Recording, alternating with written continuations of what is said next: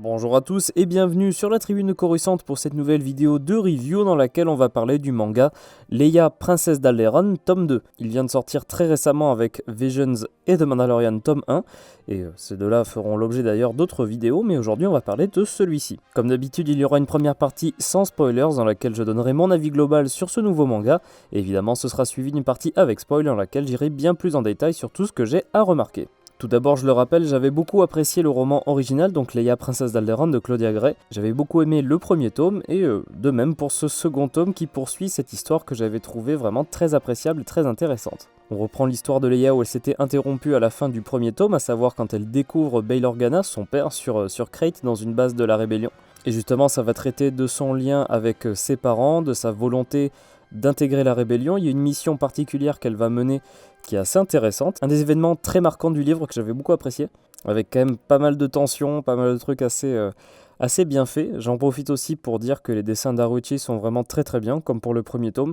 C'est très agréable à lire, c'est assez joli, c'est vraiment bien fait. Je vous recommande vivement la lecture de ce second tome de Leia, princesse d'Alderaan. Je pense que ça va être difficile d'en dire plus sur l'intrigue dans une partie sans spoil, donc à partir de maintenant, c'est la partie avec spoilers, donc c'est pour ceux qui n'ont pas grand chose à faire d'être spoilés ou qui ont déjà lu ce manga. Comme je le disais tout à l'heure, on reprend l'intrigue au moment où Bail Organa se fait découvrir par Leia sur Crait, donc dans une base de la rébellion.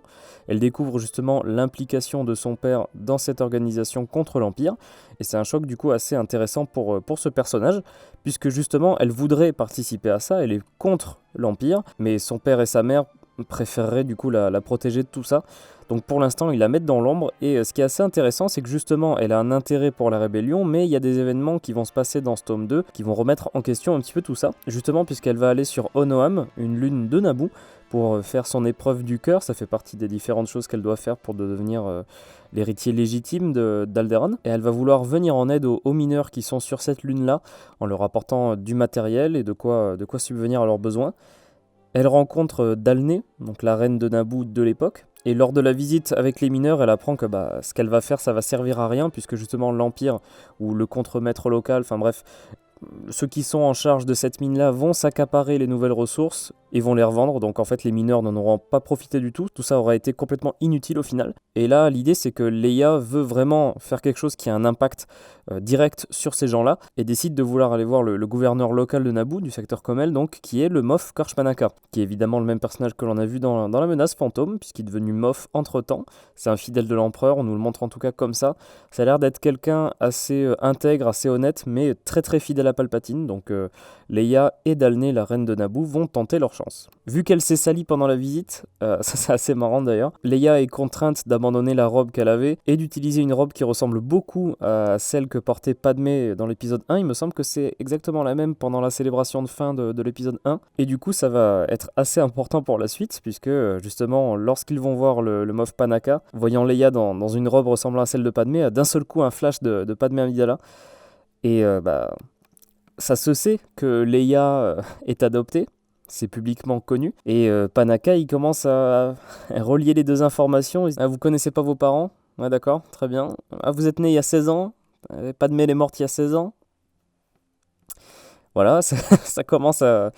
Tous les détails commencent à s'additionner du coup. On nous fait comprendre en tout cas que Panaka avait plus ou moins compris ce qu'il en était. On nous fait comprendre aussi qu'il cherche à contacter l'empereur juste après leur départ. Sauf que patatras, il y a un attentat donc sur la résidence de Panaka qui explose totalement sa villa. D'une part, c'est pas plus mal parce que justement il aurait révélé le secret de Leia Organa, mais aussi ça montre un des côtés les plus ingrats de la rébellion, puisque Leia commence à se dire si ça se trouve mon père est en rapport avec ça, vu que ses parents ne lui disent rien du tout sur ce qu'ils font dans la rébellion. Si ça se trouve, en fait, il participe à des assassinats, des attentats comme celui-ci. On nous glisse une piste par rapport à ça, puisqu'on voit, c'est Edrio, ou son frère, je me rappelle plus de son nom, mais Edrio de Tube. Juste avant qu'elles aillent chez Panaka, on le voit, et c'est un des membres des partisans de Saw Gerrera, donc voilà. C'est eux qui ont fait péter la maison du Moff Panaka, et ce qui ressemble pas mal d'ailleurs à la façon de faire de Saw Gerrera et de son groupe, eux qui font des actions très subtiles et très intelligentes. Et justement, Leia va se demander, est-ce que c'est mon père qui a fait ça? Est-ce qu'il est impliqué? Et en revenant sur Alderaan, il y a toutes ces discussions-là où sa mère lui révèle justement que, eh ben non, ils sont pas forcément reliés avec eux, les partisans de Saw sont plus ou moins en marge de la rébellion, ils sont pas vraiment tolérée, donc elle en découvre petit à petit de plus en plus sur cette rébellion-là et la façon dont ses parents sont impliqués là-dedans. Un truc assez intéressant aussi, c'est qu'on voit la différence de point de vue entre Brea et Bail, puisque Brea est assez consciente des choses qu'il va falloir faire pour se mesurer à l'Empire, tandis que Bail, de son côté, lui n'arrive pas à admettre qu'il va y avoir encore du sang versé, puisque lui a vécu la guerre des clones. Il n'a pas forcément envie de se retrouver encore une fois dans un conflit galactique, et Brea, elle, par contre, sait très bien que pour combattre l'Empire, va bien falloir qu'il y ait des morts et qu'il y ait des victimes. Et du coup, c'est assez intéressant d'avoir ce double point de vue, ces nuances d'opinion par rapport à la rébellion. Alors, j'aime beaucoup le passage où Leia va venir en aide à des espèces de grenouilles.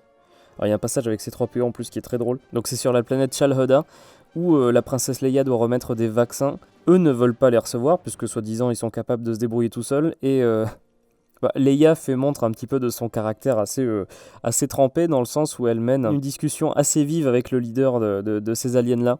Et au final, bon, vu qu'elle est un petit peu... elle montre en tout cas son honnêteté et c'est apprécié de la part de ces aliens. Et du coup, ils acceptent de recevoir tout ça. On voit un petit peu tous les aspects de la personnalité de Leia déjà assez marqués à ce moment-là. Et aussi d'ailleurs, concernant Leia, on voit les rapprochements qu'il y a entre Keir Domadi, Emily Noldo qui est présente un petit peu là dans ce top 2, mais qui est assez marrante et qui exaspérée du fait que Leia ne se rende pas compte que Keir Domadi a quelques intérêts pour elle, on va dire. Il y a des scènes assez sympas justement entre les deux, mais j'aime bien toutes ces interactions-là. Et d'ailleurs, le tome se conclut sur une scène qui les concerne, puisque dans l'Apprenti Législature, ils avaient dû faire un projet dans le tome précédent où ils devaient choisir une planète, et ils se sont rendus compte qu'en gros, l'Empire va complètement exploiter cette planète-là. De fait, c'est leur faute, mais ils supposent que c'est un stratagème de Tarkin pour justifier cette exploitation-là. Donc Leia va se sentir responsable du sort de cette planète, et on voit justement par ce biais-là comment l'Empire fonctionne, et c'est assez intéressant. En tout cas, Leia a l'air assez déterminée à pas se laisser leurrer une seconde fois par l'Empire, par Palpatine et par tout ça.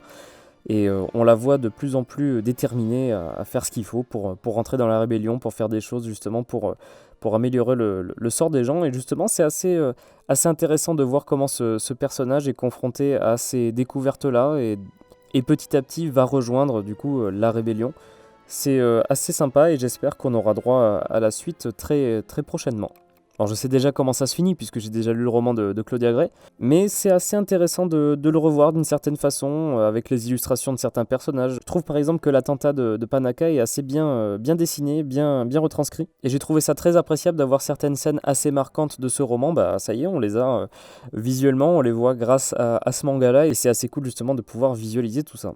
Du coup, comme je disais, j'ai bien apprécié ce second tome de Leia, princesse d'Alderaan en manga, et je vous en recommande la lecture, même si vous n'avez pas lu en soi le roman de Claudia Gray, mais je vous invite évidemment à le lire aussi, puisqu'il est vraiment très très bien. Du coup, j'espère qu'on aura la suite rapidement avec le tome 3. Voilà, c'est à peu près tout ce que je pouvais dire sur le second tome de Leia, princesse d'Alderaan, qui vient de sortir récemment chez Nobinobi. J'espère que cette vidéo de review vous aura plu. Si c'est le cas, n'hésitez pas à laisser un like, n'hésitez pas à commenter pour décrire votre avis sur ce manga. On se retrouvera très vite pour d'autres review de manga avec Visions et The Mandalorian. A très bientôt et que la force soit avec vous.